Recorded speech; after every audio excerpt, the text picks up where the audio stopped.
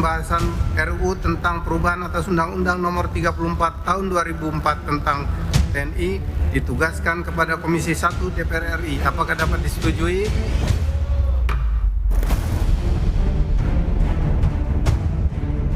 Dengan kondisi yang begitu dinamis saat ini, kita harus terbuka terhadap berbagai macam peluang dan sumber daya yang dimiliki oleh bangsa ini. Jangan kembali tarik militer ke dalam ruang jabatan sipil. Jangan goda mereka masuk ke wilayah itu. Karena itu akan merusak tata sistem ketatanegaraan kita.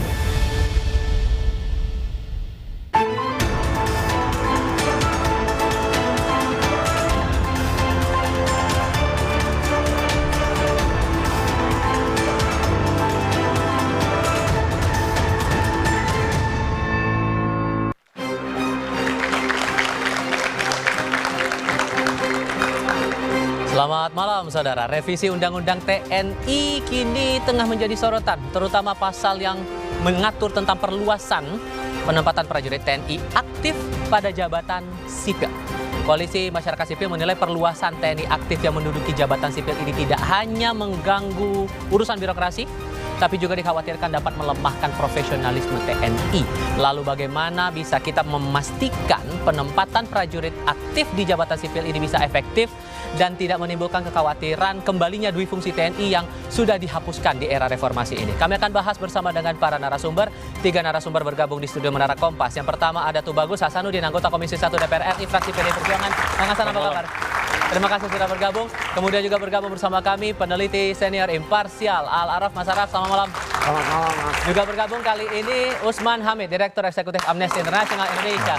Mas Usman, terima kasih sudah hadir. Dan satu narasumber kami bergabung lewat sambungan dalam jaringan, ada anggota Komisi 1 DPR RI, fraksi Partai Kebangkitan Bangsa, Oleh Soleh. Assalamualaikum. Mas Soleh, apa kabar? Baik, selamat. Terima kasih sudah bergabung bersama kami. Dan di studio kami juga kehadiran teman-teman mahasiswa dari Universitas Budi Luhur, UIN Syarif Hidayatullah Jakarta, dan Universitas Indonesia. Dan inilah 2 arah untuk pekan ini. Saya Tifal Solesa. Setelah DPR menerima surat Presiden atau Surpres Februari lalu, Belait revisi Undang-Undang TNI disetujui masuk program legislasi prioritas 2025. Meski mulus masuk prolegnas, sejumlah poin dalam revisi Undang-Undang TNI memicu penolakan masyarakat sipil karena dianggap mengembalikan dui fungsi TNI. Salah satu yang disorot terkait pasal 47 ayat 2 mengenai penempatan personel aktif TNI di jabatan sipil. Semula, prajurit aktif hanya dapat menduduki jabatan sipil yang terbatas pada 10 lembaga dan kementerian, yakni Kantor Bidang Koordinator Polkam, Pertahanan, Sekretaris Militer Presiden, Intelijen, Sandi Negara, Lemhanas, Dewan Pertahanan Nasional, Basarnas, BNN, dan Mahkamah Agung. Dalam draft revisi, bertambah klausul prajurit aktif bisa menduduki jabatan di kementerian atau lembaga lain yang membutuhkan tenaga dan keahlian prajurit aktif sesuai kebijakan Presiden. Peneliti imparsial Hussein Ahmad menilai perluasan penempatan prajurit TNI dalam jabatan sipil tak hanya melanggar undang-undang, tapi juga bakal melemahkan profesionalisme prajurit dan mengganggu pembinaan karir ASN. Makanya dalam revisi Undang-Undang TNI itu selalu menginginkan adanya perluasan terhadap peran TNI.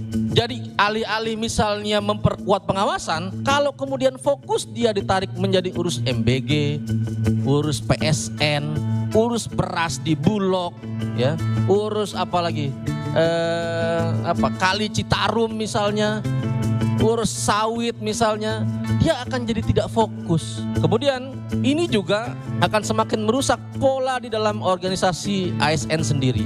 Itu akan melemahkan motivasi di antara teman-teman ASN sendiri. Beda dengan imparsial, pakar pertahanan dan advisor Defense Diplomacy Strategic Forum, Maijen Purnawirawan Rodon Pedrason, justru mengusulkan agar prajurit TNI bisa terbuka mengisi jabatan sipil. Menurut Rodon, penempatan prajurit aktif di lembaga sipil bukan bentuk dui fungsi. Kenapa disebutkan 10 lembaga ini?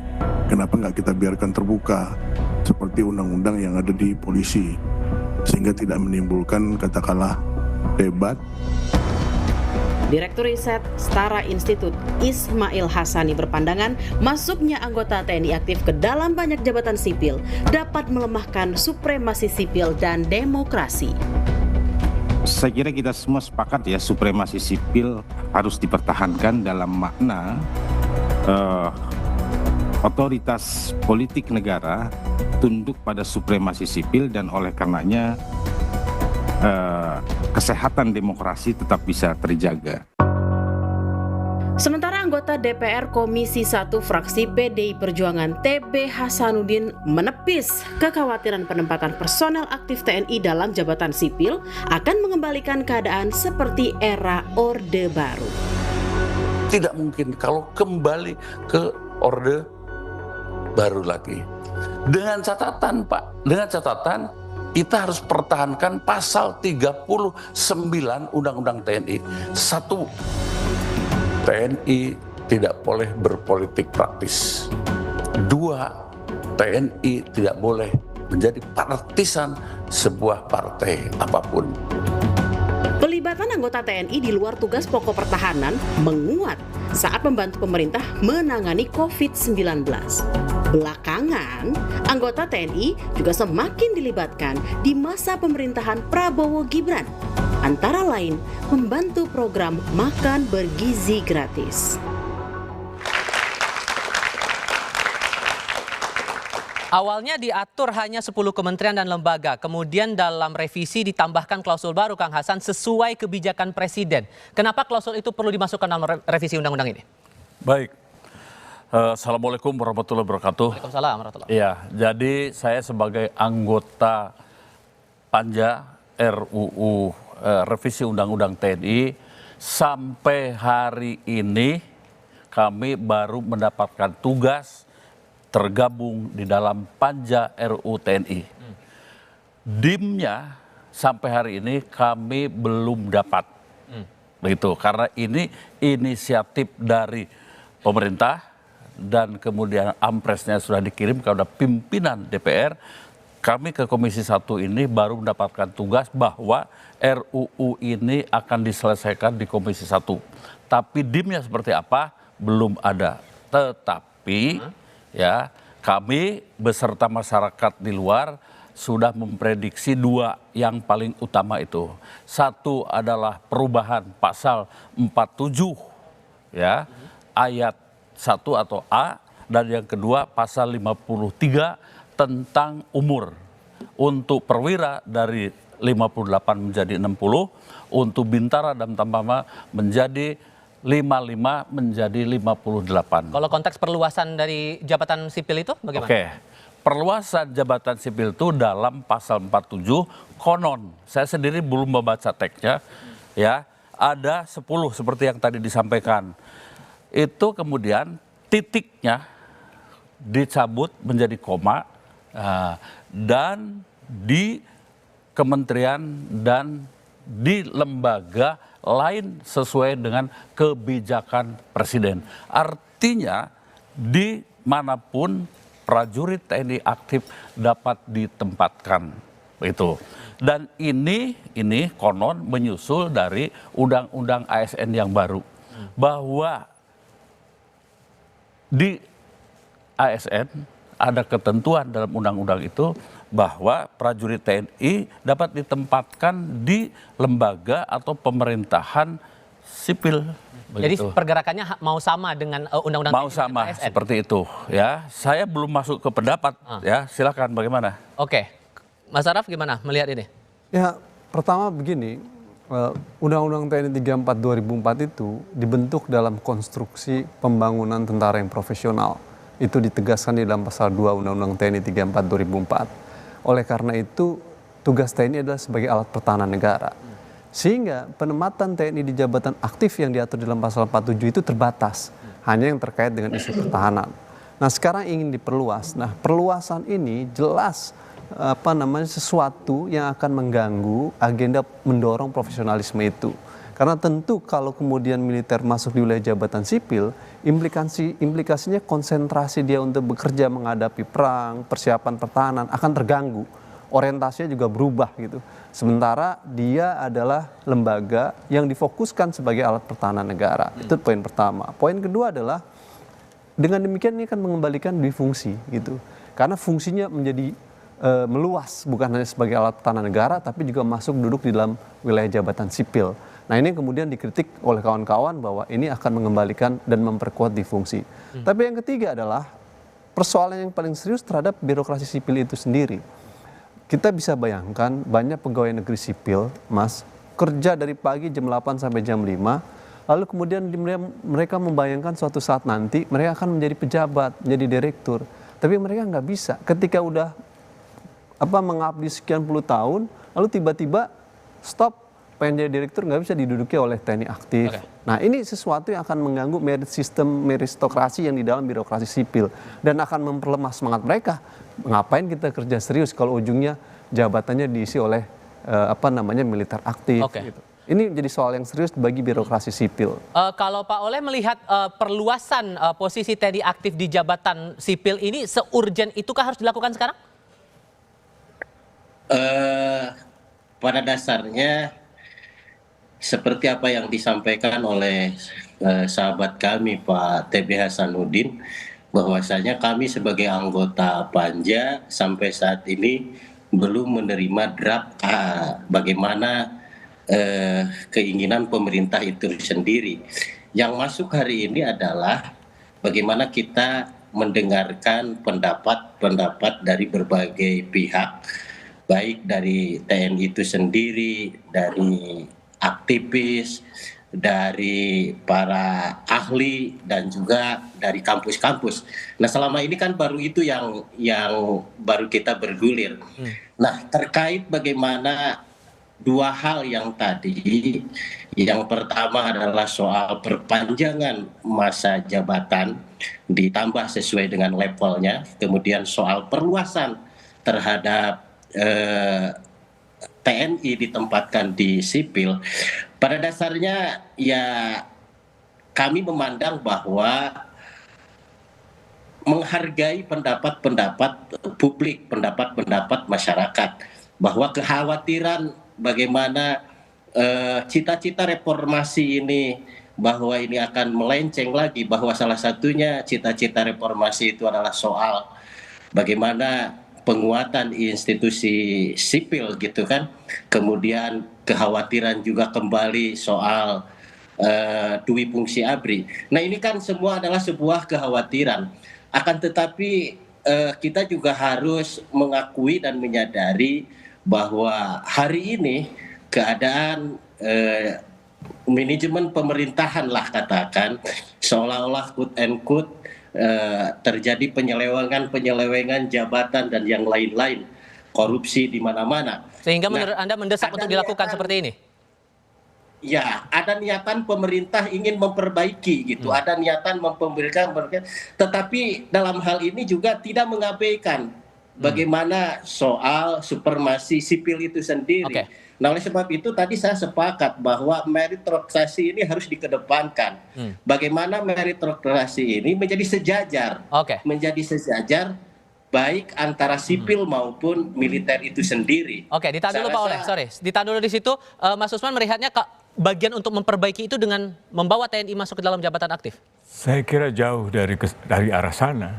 Kenapa? Karena berbagai benturan kepentingan dan praktik korupsi di lingkungan pertahanan, misalnya menyangkut alutsista, alat utama sistem persenjataan, belum pernah dituntaskan pemberantasan korupsi itu.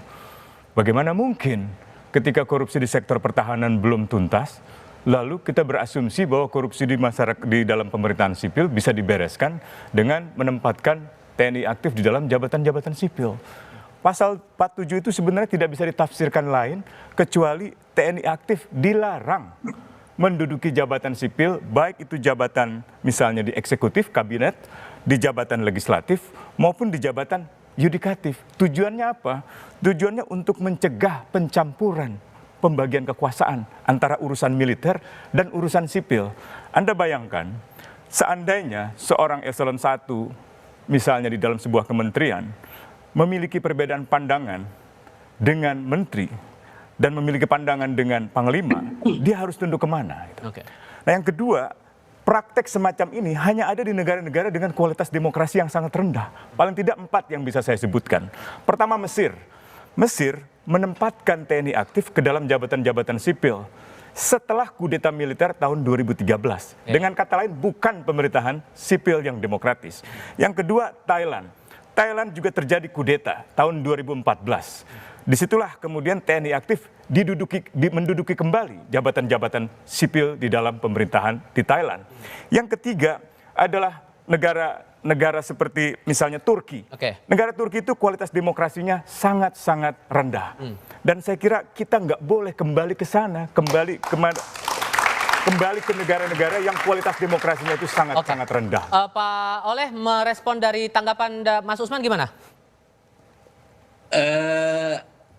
Pada dasarnya kan hari ini kan lagi-lagi kami belum mendapatkan draftnya. Apa yang diinginkan pemerintah. Nah, hari ini sebenarnya ruang publik, ruang pengujian sebenarnya. Ruang di mana diminta pendapat. Nah, pendapat yang disampaikan tadi ini akan menjadi sebuah catatan. Akan tetapi kami jelas akan mengedepankan bagaimana memadukan antara kekhawatiran dan kepentingan yang lebih tinggi, baik soal patriotisme maupun nasionalisme, dan tentu ini akan digodok yang lebih mendalam lagi soal bagaimana kita mendengarkan pendapat-pendapat masyarakat ini untuk kita bahas bersama di DPR itu. Maka pertanyaan lainnya juga muncul di sini. Kalau kemudian perluasan TNI ini bisa menduduki jabatan sipil lebih luas lagi ketimbang aturan sebelumnya, kenapa kemudian tidak ada kewajiban untuk pensiun dini dulu nih buat mereka-mereka yang sudah aktif? Tapi jawabnya nanti ya, kita akan bahas di segmen berikutnya. Usai jeda berikut.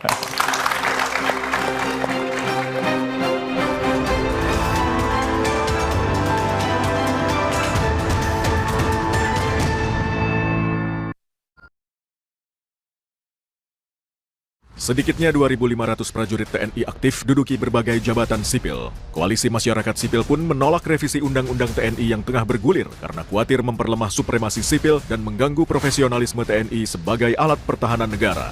Jika Undang-Undang TNI jadi direvisi, bagaimana memastikan penempatan personel aktif TNI di jabatan sipil efektif dan bisa dipertanggungjawabkan? Simak pembahasannya dalam Dua Arah, Jumat 7 Maret pukul 8:30 malam live di Kompas TV.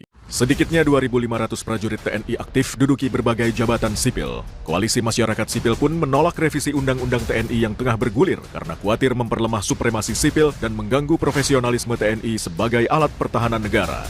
Jika Undang-Undang TNI jadi direvisi, bagaimana memastikan penempatan personel aktif TNI di jabatan sipil efektif dan bisa dipertanggungjawabkan? Simak pembahasannya dalam Dua Arah, Jumat 7 Maret pukul 8:30 malam live di Kompas TV. Sedikitnya 2.500 prajurit TNI aktif duduki berbagai jabatan sipil. Koalisi masyarakat sipil pun menolak revisi Undang-Undang TNI yang tengah bergulir karena khawatir memperlemah supremasi sipil dan mengganggu profesionalisme TNI sebagai alat pertahanan negara. Jika Undang-Undang TNI jadi direvisi, bagaimana memastikan penempatan personel aktif TNI di jabatan sipil efektif dan bisa dipertanggungjawabkan? Simak pembahasannya dalam Dua Arah, Jumat 7 Maret pukul 8:30 malam live di Kompas TV. Sedikitnya 2.500 prajurit TNI aktif duduki berbagai jabatan sipil. Koalisi masyarakat sipil pun menolak revisi Undang-Undang TNI yang tengah bergulir karena khawatir memperlemah supremasi sipil dan mengganggu profesionalisme TNI sebagai alat pertahanan negara. Jika Undang-Undang TNI jadi direvisi, bagaimana memastikan penempatan personel aktif TNI di jabatan sipil efektif dan bisa dipertanggungjawabkan? Simak pembahasannya dalam Dua Arah, Jumat 7 Maret pukul 8:30 malam live di Kompas TV. Sedikitnya 2.500 prajurit TNI aktif duduki berbagai jabatan sipil. Koalisi masyarakat sipil pun menolak revisi Undang-Undang TNI yang tengah bergulir karena khawatir memperlemah supremasi sipil dan mengganggu profesionalisme TNI sebagai alat pertahanan negara. Jika Undang-Undang TNI jadi direvisi, bagaimana memastikan penempatan personel aktif TNI di jabatan sipil efektif dan bisa dipertanggungjawabkan? Simak pembahasannya dalam Dua Arah, Jumat 7 Maret pukul 8:30 malam live di Kompas TV. Sedikitnya 2.500 prajurit TNI aktif duduki berbagai jabatan sipil. Koalisi masyarakat sipil pun menolak revisi Undang-Undang TNI yang tengah bergulir karena khawatir memperlemah supremasi sipil dan mengganggu profesionalisme TNI sebagai alat pertahanan negara. Jika Undang-Undang TNI jadi direvisi, bagaimana memastikan penempatan personel aktif TNI di jabatan sipil efektif dan bisa dipertanggungjawabkan? Simak pembahasannya dalam Dua Arah, Jumat 7 Maret pukul 8:30 malam live di Kompas TV. Sedikitnya 2.500 prajurit TNI aktif duduki berbagai jabatan sipil. Koalisi masyarakat sipil pun menolak revisi Undang-Undang TNI yang tengah bergulir karena khawatir memperlemah supremasi sipil dan mengganggu profesionalisme TNI sebagai alat pertahanan negara. Jika Undang-Undang TNI jadi direvisi, bagaimana memastikan penempatan personel aktif TNI di jabatan sipil efektif dan bisa dipertanggungjawabkan? Simak pembahasannya dalam Dua Arah, Jumat 7 Maret pukul 8:30 malam live di Kompas TV. Sedikitnya 2.500 prajurit TNI aktif duduki berbagai jabatan sipil. Koalisi masyarakat sipil pun menolak revisi Undang-Undang TNI yang tengah bergulir karena khawatir memperlemah supremasi sipil dan mengganggu profesionalisme TNI sebagai alat pertahanan negara. Jika Undang-Undang TNI jadi direvisi, bagaimana memastikan penempatan personel aktif TNI di jabatan sipil efektif dan bisa dipertanggungjawabkan? Simak pembahasannya dalam Dua Arah, Jumat 7 Maret pukul 8:30 malam live di Kompas TV. Sedikitnya 2.500 prajurit TNI aktif. Dalam semangat reformasi, TNI aktif itu tabu untuk memasuki dunia politik praktis. Itu salah satu doktrin yang kita keluarkan dulu pada saat reformasi ABRI. Kalau masih jadi jenderal aktif misalnya, jangan berpolitik. Kalau mau berpolitik, pensiun. Oleh karena itu, Ketua Umum AHY dan beberapa mantan perwira militer yang karirnya dulu cemerlang, cerah, tapi ketika pindah pengabdian dari dunia militer ke dunia pemerintahan atau politik, syaratnya harus mundur. Mas Araf membaca pernyataan dari Pak SBY tadi. Saya boleh, Pak? Boleh. Gantian dulu. Gantian dulu. Saya belum berpendapat saya. Sebentar lagi ya. Saya baru menguraikan tadi. Oke, sebentar lagi. Oke. Saya akan kasih kesempatan Pak Araf dulu. Sebenarnya lebih pas bukan jenderal, omongan SBY ini lebih pas begini. Jenderal aktif tidak boleh berpolitik. Bukan itu yang pas sekarang. Mayor tidak boleh berpolitik. Itu yang pas. Karena ada mayor yang naik jadi letkol hari ini. Yang realitasnya berpolitik. Ya Mayor Teddy. Sebut nama, disuruh sebut nama kan ya sebut nih. Mayor Teddy pada Pilpres 2024 kemarin menggunakan kaos kampanye untuk pemenangan salah satu kandidat. Dikritik oleh sebagian kalangan itu berpolitik. Teman-teman kelompok masyarakat sipil meminta agar itu dievaluasi dan dikoreksi oleh Panglima. Karena di dalam Undang-Undang TNI 34 2004 tidak diperbolehkan militer berpolitik. Ketika dia pakai kaos kampanye tadi itu melanggar Undang-Undang TNI 34 2004 dan harusnya dievaluasi. Tapi sayangnya bukan dievaluasi, malah naik jadi letkol dalam satu percepatan yang tinggi. Ini soal yang harusnya Pak TB dan Pak Oleh segera mengkoreksi karena itu hal yang salah. Nah, gitu. tuh, Pak TB gimana Pak? Saya sudah mengoreksi. Iya, saya lihat di berita. Di berita ya. Saya sependapat dengan pernyataan beliau, tetapi perlu ada koreksi bahwa perwira aktif berpolitik tidak boleh. Benar, tidak boleh. Nah, tetapi untuk kali ini bukan berpolitik menurut hemat saya. Saya ingin menjelaskan dulu supaya clear. Saya ini pelaku ya menjadi perwira saat itu era Orde Baru. Begitu ya. Dulu untuk menjadi anggota DPR itu ditunjuk oleh Panglima TNI. Kamu menjadi anggota DPR RI 100 orang. Kemudian kamu menjadi anggota DPRD provinsi dan DPRD kabupaten kota. Ya. Kemudian 100 orang DPR RI itu bergabung dalam ABG, ABRI, kemudian birokrat dan Golkar. Ya, menjadi satu kekuatan politik. Tentara Nasional Indonesia, ABRI, menjadi sebuah kekuatan politik. Ya, begitu. Untuk menjadi bagian yang tidak terpisahkan, menjadi motor politiknya kekuasaan. Oke. Sekarang contoh saya, untuk menjadi anggota DPR, saya harus mundur. Kemarin saya mundur, belum 2 tahun habis, jadi umur saya 56, mundurkan diri, dan kemudian nyalon dari partai tertentu. Sekarang saya di DPR, tentu tidak patsunnya setia dan loyal kepada Panglima TNI, tidak, no. Saya kepada negara lewat fraksi saya, kesetiaan saya, mono loyalitas. Oke, tapi kalau untuk jabatan sipil? Oke, ya. Sekarang untuk bupati, untuk gubernur, dulu juga ditunjuk. Kamu jadi calon gubernur Jawa Barat misalnya. Dan kemudian setelah itu nama ini disonding ke DPRD yang notabene mayoritas dari ABRI, ya pasti menang. Dan patsunnya kepada Panglima TNI dan tentu kepada Presiden Soeharto. Sekarang untuk menjadi bupati, gubernur tidak seperti itu, ya.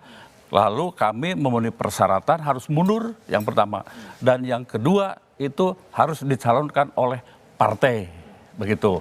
Dan sesudah jadi tentu sudah tidak ada lagi kesetiaan kepada Panglima TNI. Jadi terlalu jauh kalau kemudian penugasan para perwira aktif ini di sipil itu ya disebut sebagai kembali ke Orde Baru. Tetapi sebentar, Oke, apa tuh? ada banyak persyaratan yang tidak bisa begitu saja, ya. Misalnya yang pertama, ya, tentu akan berpengaruh terhadap kualitas pertahanan. Karena apa? Nanti para perwira yang pinter bisa jadi, saya mending jadi kabulog. Begitu. Padahal dia mestinya menjadi pangkostrat, menjadi kasat dan lain sebagainya. Maka kualitas pertahanan akan berkurang. Itu yang pertama, yang harus kita waspadai. Yang kedua itu tidak memiliki kapasitas. Kami ini, saya sekolah, ya, akademi militer, kemudian kursus lanjutan perwira, kemudian sesko di dalam negeri, di luar negeri, kemudian Lemhanas dan sebagainya, kemudian latihan-latihan dan sebagainya. Itu disiapkan perwira ini untuk bertempur. Sebentar, agak panjang nih ya. Soalnya ada yang senyum-senyum soalnya nih. Udah, kita pulang aja. Nah, kemudian dari situ belum tentu memiliki kapasitas kalau dia tidak kuliah lagi. Kalau dia kuliah di IPB, oke lah, beri kesempatan misalnya jadi dirjen di pertanian. Itu yang kedua. Ya, yang ketiga, tahan dulu situ. Ini masih ada 6. Tahan dulu, ganti-gantian. Saya punya 12. Mas Usman, respon itu tadi. Termasuk membaca pernyataan Pak SBY tadi. Ya, pernyataan Pak SBY itu lebih tepat dihubungkan dengan pernyataan Menko Hukum, HAM, Imigrasi, dan Lembaga Pemasyarakatan tentang wacana akan adanya perubahan di dalam rancangan Undang-Undang TNI bagi dibolehkannya TNI aktif untuk berpolitik praktis. Itu sebenarnya dua hal yang berbeda antara penempatan di dalam jabatan sipil, di dalam birokrasi pemerintahan, dengan dalam konteks politik praktis. Tadi Bung Al sudah benar itu, Mayor Teddy ikut kampanye politik, itu politik praktis namanya. Atau seandainya nanti ada mayor-mayor lainnya, lalu mencalonkan diri di dalam pilkada, itu politik praktis. Itu yang dimaksud Pak SBY tadi menurut saya. Tapi kalau yang kita bahas tadi sebenarnya adalah TNI aktif ditempatkan di dalam jabatan-jabatan sipil, baik itu kementerian, pemerintahan, maupun badan usaha milik negara. Dan itu efeknya cukup serius. Tadi saya baru contoh 3 negara, sebenarnya ada 1 negara lagi, yaitu Myanmar. Myanmar juga mengalami kudeta tahun 2021. Jadi tidak ada di dunia ini negara-negara yang menempatkan TNI aktifnya atau militer aktifnya di dalam jabatan-jabatan sipil, baik itu pemerintahan, kabinet, legislatif, yudikatif, kecuali negara-negara yang melalui proses kudeta militer atau yang kualitas demokrasinya rendah seperti Turki gitu. Jadi saya kira janganlah kita ke arah sana. Kalau indikator yang disampaikan sebagian dari Kang Hasan tadi gimana membaca itu? Yang bagian mana? Ada banyak tadi itu. Dari sekian banyak itu tadi Anda mencernanya bagaimana? Saya mencernanya bahwa dulu bahkan untuk penempatan misalnya TNI aktif di dalam birokrasi itu melalui proses pendidikan yang banyak. Pertanyaan saya kan sederhana, bukankah aparatur sipil negara yang ada di kementerian itu juga melalui pendidikan yang sudah lebih lama? dan sudah jauh lebih profesional dari mulai APDN, STPDN, dari mulai diploma sampai sarjana, bahkan banyak yang doktor itu di kementerian-kementerian itu. Kalau kemudian posisi dirjen, sekjen, apalagi menteri diduduki oleh TNI aktif, untuk apa mereka mengikuti pendidikan-pendidikan itu? Pak Tebek? Ya, karena tadi saya dipotong, saya sudah lagi menjelaskan ini. Dapat menimbulkan kecemburuan ASN. Walaupun dalam undang-undang ASN, jabatan sipil itu bisa diduduki oleh perwira aktif. Jadi Pak Tebek setuju sama saya lah ya. Begitu, ya. Ya saya duluan mestinya ngomong tadi ya. Kecemburuan dari ASN, mengapa? Dia merangkap mulai dari eselon 5, eselon 4, eselon 3, lalu begitu dia jadi direktur, dipromosikan menjadi dirjen, datanglah mayor jenderal. Nah, begitu. Ya, itu tidak bagus ya. Tidak bagus. Kemudian berikutnya soal jenjang karir prajurit. Ya, seseorang yang ditempatkan di Bulog harus jadi bintang 3. Dikembalikan lagi dulu menjadi jabatan apa supaya jadi bintang 3. Ini kan merusak situasi. Nah, seperti itu ya. Kemudian berikutnya loyalitas.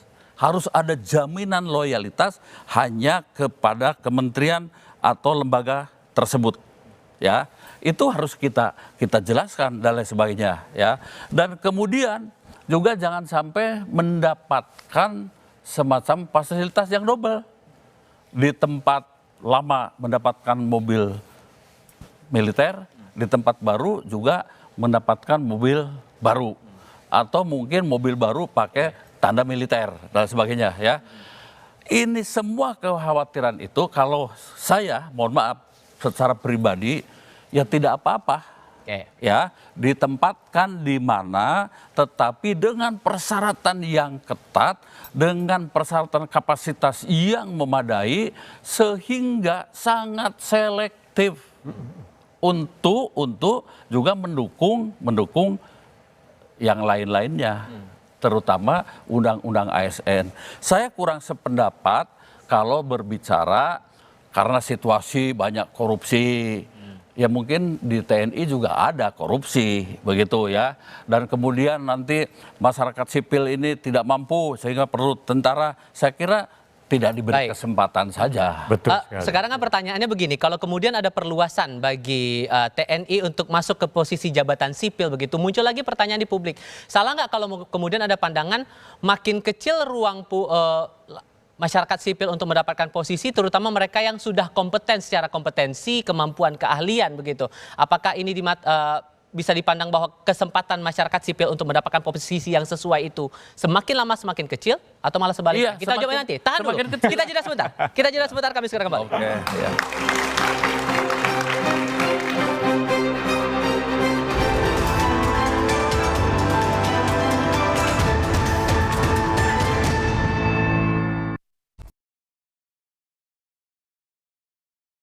Sedikitnya 2.500 prajurit TNI aktif duduki berbagai jabatan sipil. Koalisi masyarakat sipil pun menolak revisi Undang-Undang TNI yang tengah bergulir karena khawatir memperlemah supremasi sipil dan mengganggu profesionalisme TNI sebagai alat pertahanan negara.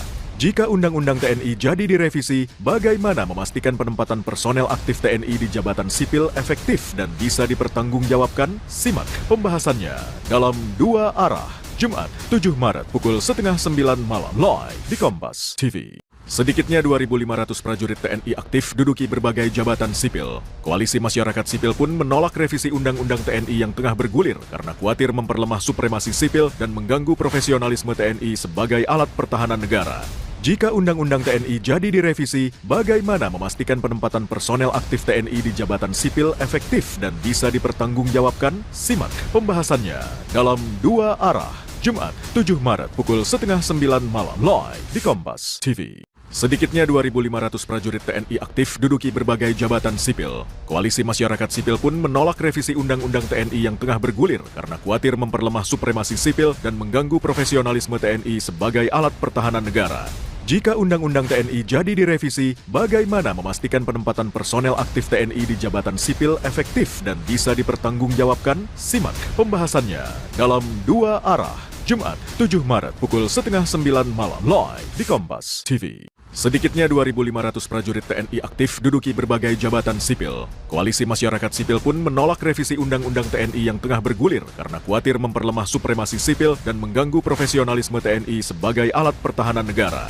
Jika Undang-Undang TNI jadi direvisi, bagaimana memastikan penempatan personel aktif TNI di jabatan sipil efektif dan bisa dipertanggungjawabkan? Simak pembahasannya dalam Dua Arah, Jumat 7 Maret pukul 8:30 malam live di Kompas TV. Sedikitnya 2.500 prajurit TNI aktif duduki berbagai jabatan sipil. Koalisi masyarakat sipil pun menolak revisi Undang-Undang TNI yang tengah bergulir karena khawatir memperlemah supremasi sipil dan mengganggu profesionalisme TNI sebagai alat pertahanan negara. Jika Undang-Undang TNI jadi direvisi, bagaimana memastikan penempatan personel aktif TNI di jabatan sipil efektif dan bisa dipertanggungjawabkan? Simak pembahasannya dalam Dua Arah, Jumat 7 Maret pukul 8:30 malam live di Kompas TV. Sedikitnya 2.500 prajurit TNI aktif duduki berbagai jabatan sipil. Koalisi masyarakat sipil pun menolak revisi Undang-Undang TNI yang tengah bergulir karena khawatir memperlemah supremasi sipil dan mengganggu profesionalisme TNI sebagai alat pertahanan negara.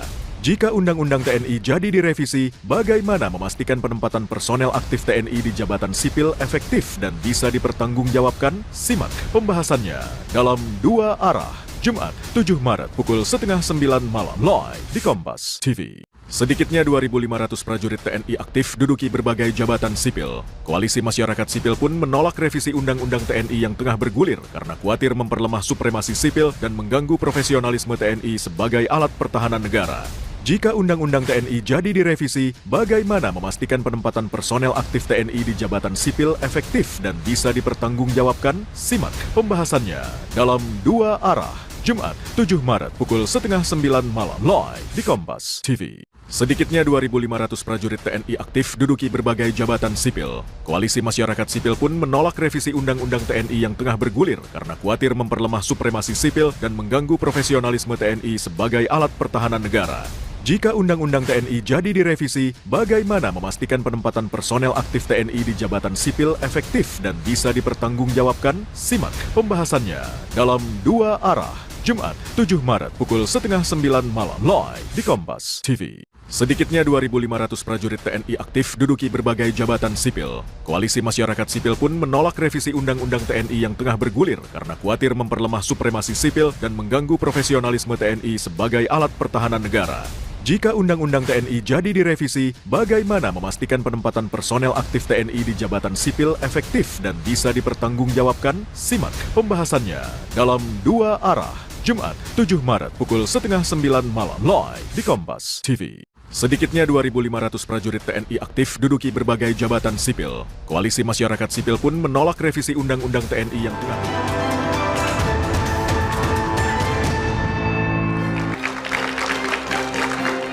Anda masih bersama kami di Dua Arah dengan rencana untuk memasukkan klausul sesuai dengan kebijakan Presiden untuk posisi TNI aktif masuk ke ranah sipil. Ya.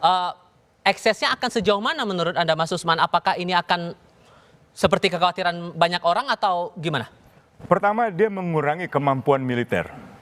Tadi kan argumennya adalah ini akan ditempatkan perwira-perwira terbaik ke dalam pemerintahan sipil. Dengan demikian perwira-perwira terbaik itu meninggalkan militer. Dengan demikian pula kemampuan militer akan berkurang. Itu nomor satu. Yang kedua, karena kemampuan militer berkurang, maka efektivitas strategi pertahanan kita juga berkurang. Sekarang ini di dunia, negara-negara besar sedang memperbincangkan strategi geopolitik. Bukan hanya ketegangan Amerika, Rusia, atau Rusia, Ukraina, tapi juga ketegangan politik di Asia, termasuk Asia Pasifik, antara Indonesia, Amerika misalnya, dan Australia, atau di Laut Cina Selatan, antara Tiongkok, Indonesia, dan Amerika misalnya. Nah, itu perlu kesiapan. Jadi kalau militer aktif, apalagi yang terbaik, kemudian dikeluarkan dari kedinasan militer untuk mengurusi masalah-masalah pemerintahan sipil, termasuk mengurusi masalah badan usaha milik negara, yang ada adalah di pemerintahan sipil tidak akan beres, karena bukan ahlinya. Dan di dalam militer juga tidak akan beres. Dan undang-undang ini mau dibahas secara tidak beres. Pak TB aja dengan Pak Oleh belum dapat naskahnya. Berarti ada niat yang nggak beres di dalam pembahasan undang-undang ini, nggak terbuka gitu loh. Pak Oleh, betulkah kemudian ada yang nggak beres di sini dan setidak kompetentif itukah masyarakat sipil untuk mendapatkan haknya masuk ke dalam jabatan sipil sehingga harus TNI aktif yang masuk dalam jabatan sipil ini? Pada dasarnya kan perubahan perluasan jabatan ini kita juga belum mendapatkan. Apakah perubahan perluasan ini seluruh jabatan sipil akan dibolehkan oleh ABRI atau bagaimana? Atau perluasan terbatas kembali? Nah ini juga ini harus perlu juga mendapatkan kejelasan dari pemerintah itu sendiri. Kalau misalkan tadi tafsirannya bahwa seluruh jabatan sipil bisa diisi oleh militer, ya ini juga menjadi kekhawatiran bagi kami juga. Nah sehingga apa yang menjadi kesempatan masyarakat sipil yang sudah berkarir dari sejak jenjang awal, mimpi dia ingin menjadi posisi jabatan tertentu, ini akan menjadi tereliminasi. Nah oleh sebab itu pada dasarnya diskusi seperti ini soal pro kontra terhadap perluasan ini menjadi hasanah masukan bagi kami, bagaimana kami bisa merumuskan yang terbaik, bagaimana memformulasikan sebuah undang-undang yang mampu mengakomodir dengan memperhatikan seluruh aspirasi masyarakat. Seperti itu. Oke, ukuran kompetensinya ini jadi pertanyaan sekarang. Kalaupun kemudian nanti TNI aktif itu masuk dalam jabatan sipil, kompeten nggak kira-kira? Mas Araf gimana tuh? Bukan soal kompetensinya, soalnya adalah di dalam negara sebagai organisasi kekuasaan itu ada distribusi kewenangan.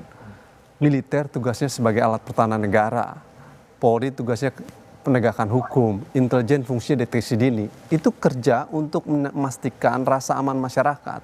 Konsekuensinya jangan tarik mereka ke dalam ruang yang bukan menjadi fungsinya dia dalam konteks negara dan bangsa tuh. Nah dalam konteks itu kesalahan utama karena itulah TNI aktif diperbolehkan di pasal 47 itu hanya di Kementerian Pertahanan, Kemenko Polhukam dibatasi karena yang terkait dengan tugas-tugas terkait dengan pertahanan itu. Di luar itu di Kementerian Pertanian, Kementerian Pangan nggak boleh. Karena itu tahun 2019 Ombudsman RI, lembaga negara nih, menyebutkan bahwa pemerintah harus mengkoreksi TNI aktif yang ada di komisaris-komisaris BUMN karena itu melanggar Undang-Undang TNI 34 2004. Jadi kepada Pak Oleh, bukan kekhawatiran lagi yang kita inginkan. Sebagai wakil rakyat, seharusnya Komisi 1 mengkoreksi kesalahan-kesalahan itu dengan menggunakan data Ombudsman supaya memanggil Panglima TNI. Ini di stop karena menurut Ombudsman ini melanggar undang-undang. Ombudsman yang bilang loh. Jadi kita bukan lagi bicara kekhawatiran. Yang kita butuhkan sebagai wakil rakyat, Pak Oleh, Komisi 1, Undang-Undang TNI 34 2004 nggak boleh ini. Tambah lagi karena Anda sudah menyinggung soal BUMN. Tadi kami mendengar juga isu nih bahwa ada ratusan kolonel yang mendapatkan kursus manajemen dan diisukan akan masuk ke jabatan-jabatan di BUMN, petinggi BUMN dan BUMD. Anda mendengar soal isu itu? Ya, saya dengar di beberapa media juga ada, itu kan disebutkan ada pelatihan itu. Yang saya ingin katakan, memang ada problem organisasi terkait dengan penumpukan perwira TNI aktif khusus jabatan kolonel. Tapi menurut saya sederhana sekali. Di dalam pasal 47 itu ayat 1 dan ayat 2, Mas, pensiun dini aja kalau ingin masuk di wilayah jabatan sipil gitu.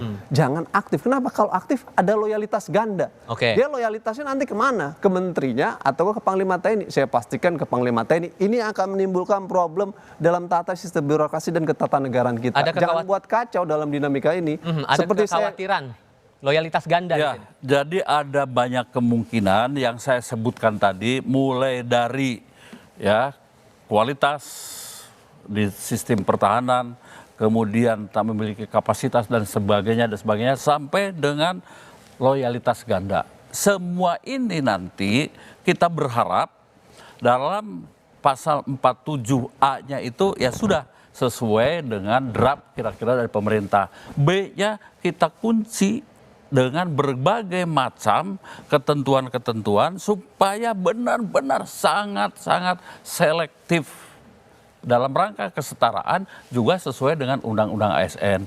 Mohon diketahui juga oleh kita semua ya, di dalam undang-undang yang lain sejak atau setelah Undang-Undang TNI nomor 34 tahun 2004 itu sudah ada diisi oleh prajurit TNI di 8 lembaga dan pemerintahan. Saya sebutkan.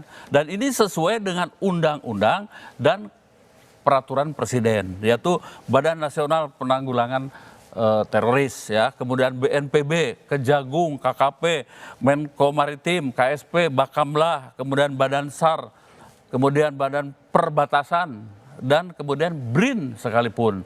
Wakil ketua BRIN itu ya dari prajurit Angkatan Laut, ya. Ini sudah ada dan sampai sekarang tidak ada kesan kembali ke Orde Baru kan? Ya, bahwa ini ya menurut hemat saya pasal 47 itu kemudian diperluas, tidak ada masalah, dengan catatan ke-6 poin itu kita batasi, ya, dengan tetap supaya tidak kembali seperti zaman Orde Baru. Satu, pasal 39 Undang-Undang TNI kita tetap perkuat, teguh, ya, itu yang pertama. Yang kedua, Undang-Undang Pemilu dan Undang-Undang Pilkada tetap seluruh prajurit TNI harus mundur sebagai prajurit. Itu. Dengan konteks diperluas seperti ini, gimana merespon itu? Ya, saya setuju saja, karena catatan utamanya sebenarnya harus mundur. Jadi TNI aktif itu prinsipnya, kalau mau ditempatkan di dalam jabatan sipil, apakah itu kementerian atau lembaga setingkat kementerian atau badan-badan, dia harus mundur terlebih dahulu. Tadi Pak TB, Bung Aal sudah tepat itu mengemukakan argumen loyalitas ganda. Di dalam masa pemerintahan Pak SBY, terjadi perbedaan pandangan antara Panglima TNI misalnya dengan Menteri Pertahanan. Pertanyaannya sederhana, TNI aktif di dalam Kementerian Pertahanan itu tunduk pada siapa? Ikut Panglima TNI atau ikut Menteri Pertahanan? Kalau masih dalam garis TNI dan Pertahanan mungkin masih tidak terlalu masalah. Tapi kalau urusannya sudah kementerian-kementerian lain, Bulog, BUMN, ini bisa jadi masalah serius. Bisa terjadi benturan kepentingan. Dan kalau ada benturan kepentingan, potensi besarnya penyalahgunaan kekuasaan. Kalau penyalahgunaan kekuasaan, maka alih-alih memperbaiki korupsi, malah menambah korupsi menjadi semakin banyak. Takut salah guna kuasa gimana Pak Teguh? Bagaimana? Takut ada salah guna kuasa. Ya, soal salah guna kuasa bisa terjadi dimanapun, tetapi perlu ada pengawasan dari kita semua, dari publik, ya. Termasuk yang perlu nanti kita bahas juga adalah apakah boleh prajurit TNI itu berbisnis. Kalau saya pribadi tidak bisa, ya, karena apa? Bayangkan seorang Panglima Kodam ikut tender di gubernur. Ya pasti menangnya lah, pasti dapatnya lah, ya. Lalu bagaimana pengumpulan uang sisa hasil usaha itu menjadi sebuah anggaran non budgeter? Itu bisa ditempatkan yang lain-lain. Jadi kalau ada misalnya selentingan, ya, bahwa ABRI atau TNI itu boleh berbisnis, saya nyatakan kurang sepakat. Nah, sayangnya seringkali pihak TNI atau pihak pejabat-pejabat yang mendukung RUU semacam ini berargumen bahwa masa tidak boleh anggota TNI berpangkat bintara misalnya berjualan Indomie warung. Ya tentu saja kita tidak sedang mempersoalkan itu. Yang kita persoalkan setidaknya setingkat yang tadi Pak TB katakan. Ketika dia ikut tender di tingkat kegubernuran, itu bisa jadi masalah besar. Ada poin Mas ya. Belum lagi yang menyalahgunakan anggaran untuk anak buah, ransam dan lain sebagainya. Saya bingung nih. Pak TB setuju, tidak setuju, tidak setuju, akhirnya setuju. Di akhirnya. Tapi ya itu mungkin kegamangan beliau sebagai politisi tapi juga penaruhan TNI. Nah nanti kita tunggu fraksi PDIP sikapnya gimana dalam RUU TNI. Belum selesai nih pandangan beliau, mungkin bisa berubah. Kalau berubah bisa alhamdulillah. Masih pribadi katanya. Masih pribadi soalnya. Belum fraksi. Kalau soal pengawasan tadi? Ya, yang kedua begini. Ketika militer dilatih dan dididik, itu tujuannya untuk menghadapi perang. Anggaran negara triliunan disiapkan, beli Sukhoi, beli kapal selam, pelatihan dari awal sampai Sesko AD, Sesko TNI, proses pelatihan ini dan lain sebagainya, latihan menggunakan anggaran negara. Itu untuk apa? Supaya satu orang prajurit bisa menjalani tugasnya untuk menghadapi perang. Jadi proses menjadi tentara yang profesional itu proses yang panjang. Ketika dia sudah matang, kita sudah memiliki kapasitas yang mumpuni dalam konteks itu, lalu kemudian ditarik jabatan sipil, kekuatan pertahanan berkurang dong. Sementara ancaman dari luar tinggi, konflik Laut Cina Selatan, persoalan konflik perbatasan, bagaimana kita sudah membiayai prajurit menjadi tentara yang profesional, tiba-tiba di jabatan sipil ditaruh. Ini yang menurut saya presiden ya, pemimpin sipilnya salah dan keliru.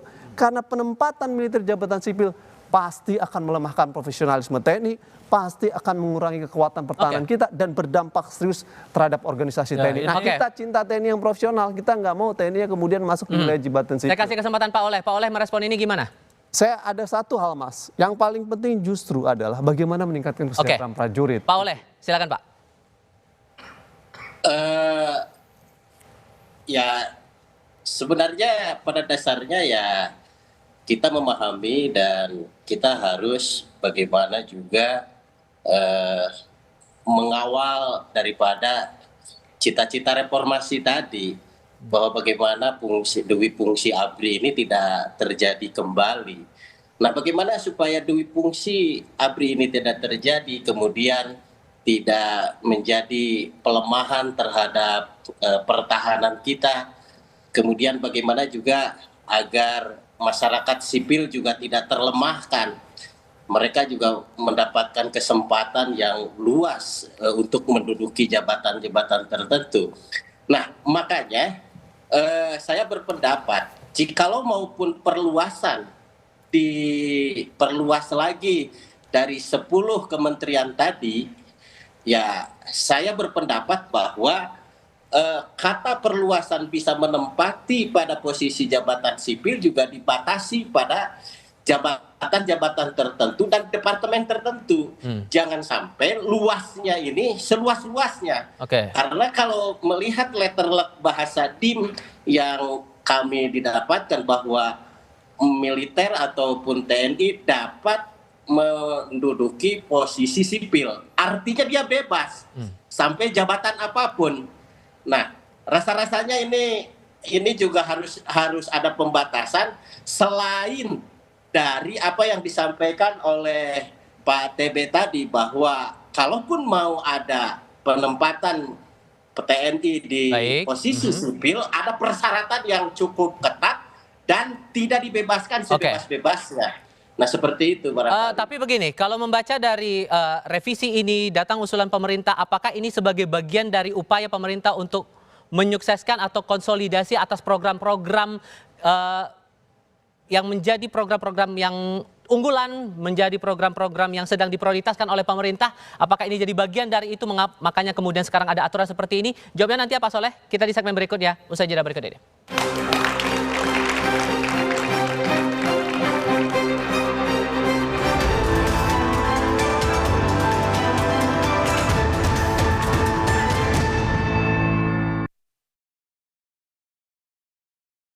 Sedikitnya 2.500 prajurit TNI aktif duduki berbagai jabatan sipil. Koalisi masyarakat sipil pun menolak revisi Undang-Undang TNI yang tengah bergulir karena khawatir memperlemah supremasi sipil dan mengganggu profesionalisme TNI sebagai alat pertahanan negara.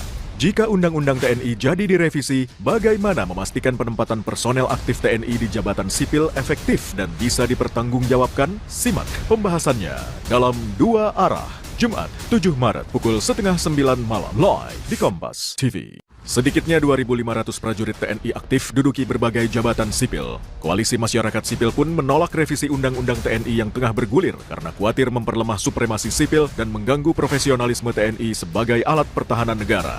Jika Undang-Undang TNI jadi direvisi, bagaimana memastikan penempatan personel aktif TNI di jabatan sipil efektif dan bisa dipertanggungjawabkan? Simak pembahasannya dalam Dua Arah, Jumat 7 Maret pukul 8:30 malam live di Kompas TV. Sedikitnya 2.500 prajurit TNI aktif duduki berbagai jabatan sipil. Koalisi masyarakat sipil pun menolak revisi Undang-Undang TNI yang tengah bergulir karena khawatir memperlemah supremasi sipil dan mengganggu profesionalisme TNI sebagai alat pertahanan negara.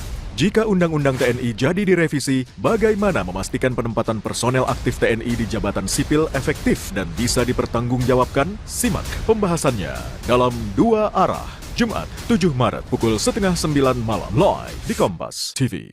Sedikitnya 2.500 prajurit TNI aktif duduki berbagai jabatan sipil. Koalisi masyarakat sipil pun menolak revisi Undang-Undang TNI yang tengah bergulir karena khawatir memperlemah supremasi sipil dan mengganggu profesionalisme TNI sebagai alat pertahanan negara.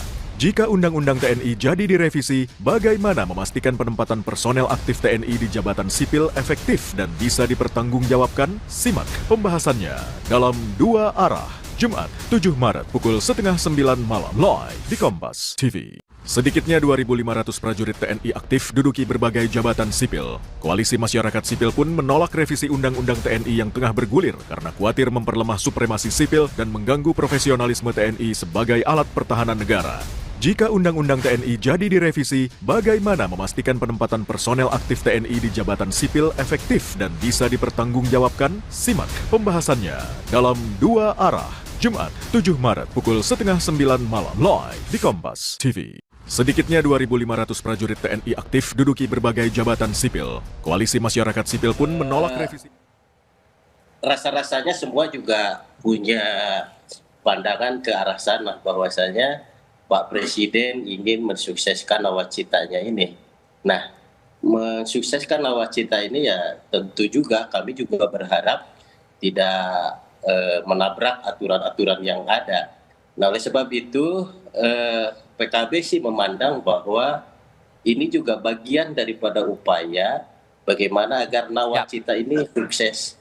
Bagaimana Indonesia ke depan, bukan nawacita.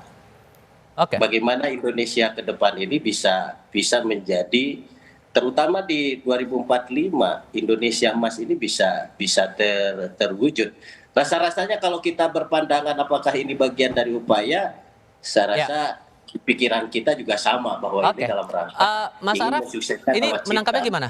Oke, kita sudah tangkap maksudnya di situ. Mas Araf, untuk apa yang harus didorong agar revisi dari Undang-Undang TNI ini tidak melawan supremasi sipil begitu dari semangat reformasi itu sendiri? Ya, saya rasa pertama pembahasan RUU TNI ya dengan substansi yang bermasalah ini sebaiknya di stop pembahasannya karena banyak substansi yang masih bermasalah dan harus terbuka pada umum. Yang kedua begini, jangan sampai ada kepentingan di balik RUU TNI gitu ya terhadap putra mahkota gitu. Kan putra mahkota Pak Presiden ini Pak Mayor Teddy diangkat jadi letnan kolonel, lalu kemudian ada RUU TNI diangkat jadi sekretaris kabinet, melanggar undang-undang TNI loh. Diangkat sekretaris kabinet itu harus dikoreksi oleh DPR, lalu kemudian digeser di bawah sekretaris militer. Nah, dengan proses RUU TNI yang ada ini nanti Mayor Teddy, Letkol Teddy sekarang ya, itu bisa masuk ke wilayah-wilayah yang lainnya. Jangan sampai RUU TNI menjadi ruang itu. Tapi yang kedua yang saya penting Mas, jangan normalisasi militer di dalam ruang kehidupan sipil, karena itu bisa membawa kita ke arah otoritarisme. Dan kalau Pak TB tadi bilang, ini belum otoriter, ketika Orde Baru berkuasa, 10 tahun pemerintahan Soeharto awal, orang belum bicara tentang otoritarianisme. Setelah 15 tahun, orang kita dalam rezim yang otoritarianisme. Nah, jangan sampai seperti itu. Gitu. Pak TB, jaminannya apa kalau begitu dari revisi undang-undang ini? Begini ya, saya kurang sependapat kalau penempatan prajurit TNI aktif di tempat lain kemudian kita akan kembali ke Orde Baru. Tidak. Dengan catatan yang pertama itu adalah ada beberapa poin, 6 poin yang harus ada pembatasan, termasuk kapasitas, kemudian juga memperhatikan juga soal kecemburuan sosial dari ASN dan sebagainya. Ada 6 poin yang tadi sampaikan, kita harus perhatikan di dalam RUU-nya nanti. Itu yang pertama. Yang kedua bahwa Undang-Undang TNI pasal 39 TNI tidak boleh berpolitik praktis, ikut menjadi bagian partisan dari partai dan tidak berbisnis, plus ya undang-undang yang namanya undang-undang pemilu dan undang-undang pilkada itu harus tetap ditegakkan. Seluruh prajurit TNI yang ikut dalam pilkada dan pileg itu harus mundur ya. Nah, ini belum selesai semua ini ya, perbedaan-perbedaan pendapat itu kami masih akan terus ya rapat dengar pendapat besok itu misalnya dengan para purnawirawan, kemudian dengan pakar-pakar lain, pengamat-pengamat militer dan lain sebagainya untuk mendengarkan apa sebetulnya keluhan pendapat masyarakat itu. Ya, baru mungkin nanti fraksi-fraksi bersikap. Begitu. Mas Usman, Anda yakin bahwa tidak akan kembali lagi ke Orba seperti semangatnya Pak? Saya tidak yakin. Tidak ada yang pernah menduga Turki mengalami pemerintahan otoriter di bawah Erdogan. Tidak ada yang menduga Mesir mengalami kudeta. Turki Muhammad mungkin Morsi bukan Indonesia, Pak. Benar? Turki bukan Oh, dulu orang membayangkan Indonesia bukan Amerika Latin, Indonesia bukan Argentina, Indonesia bukan Chile, terjadi juga. Bahkan ketika Indonesia mengalami kudeta militer tahun 65, Chile mengatakan tidak mungkin terjadi. 74 terjadi. Presiden Salvador Allende tahun 74-76 dikudeta. Jadi jangan pernah membayangkan bahwa apa yang terjadi di masa lalu itu tidak akan terjadi lagi di masa depan. Pak TB mengerti bahasa Prancis kan? Histoire se répète. Ya. Sejarah itu berulang. Itulah yang terjadi di dunia. Jadi jangan pernah berasumsi bahwa Orde Baru tidak akan pernah kembali Cuman lagi. kita Dia juga akan mengalami. kalau terlalu prejudis. Oh, saya paham, tapi saya tadi tidak pernah mengatakan akan kembali ke Orde Baru. Bahkan saya dengan Bung Al tidak pernah menggunakan argumen Orde Baru. Pak TB seolah-olah mengatakan bahwa kami berargumen menolak RUU ini karena khawatir kembali ke Orde Baru. Kami tidak mengatakan itu. Yang paling kami katakan adalah undang-undang sudah menegaskan TNI aktif harus pensiun kalau mau ditempatkan di dalam jabatan-jabatan sipil. Itu mutlak. Kecuali di dalam kementerian-kementerian itu. Yang sekarang terjadi ini adalah kesalahan-kesalahan hukum seperti kasus Mayor Teddy itu melanggar hukum. Kasus Kepala Bulog itu melanggar hukum. Yang sekarang terjadi adalah supaya tidak melanggar hukum, hukumnya diubah. Nah, itu menurut saya salah. Sudah kami tangkap poinnya di situ, Pak TB Hasanuddin. Terima kasih. PDIP, PKB adalah partai yang dulu didirikan untuk memperjuangkan reformasi TNI. Jangan lupakan itu. Pak Araf terima kasih, Mas Usman Hamid terima kasih, Pak Oleh juga terima kasih sudah bergabung bersama kami. Saya Tifa Solesa menutup Dua Arah malam ini. Selamat malam. Thank you, Kang.